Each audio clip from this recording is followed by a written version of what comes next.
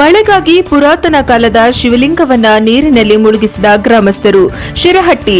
ಮಳೆಗಾಗಿ ಗ್ರಾಮಸ್ಥರು ತಮ್ಮ ಊರಿನಲ್ಲಿರುವ ಪುರಾತನ ಕಾಲದ ಶಿವಲಿಂಗವನ್ನ ಸಂಪೂರ್ಣವಾಗಿ ನೀರಿನಲ್ಲಿ ಮುಳುಗಿಸಿದ್ದಾರೆ. ಗ್ರಾಮಕ್ಕೆ ಮಳೆಯಾಗದ ಸಮಯದಲ್ಲಿ ಈ ರೀತಿ ಶಿವಲಿಂಗವನ್ನ ನೀರಿನಲ್ಲಿ ಮುಳುಗಿಸಿದರೆ ಮಳೆ ಬರುತ್ತದೆ ಎನ್ನುವುದು ಗ್ರಾಮಸ್ಥರ ನಂಬಿಕೆಯಾಗಿದೆ.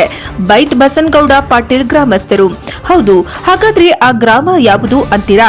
ಇಲ್ಲಿದೆ ನೋಡಿ. ಶಿರಹಟ್ಟಿ ತಾಲೂಕಿನ ಮಾಚನಹಳ್ಳಿ ಗ್ರಾಮದಲ್ಲಿ ಈ ರೀತಿಯ ವಿಶಿಷ್ಟ ಆಚರಣೆಯನ್ನ ಮಾಡಿದ್ದಾರೆ.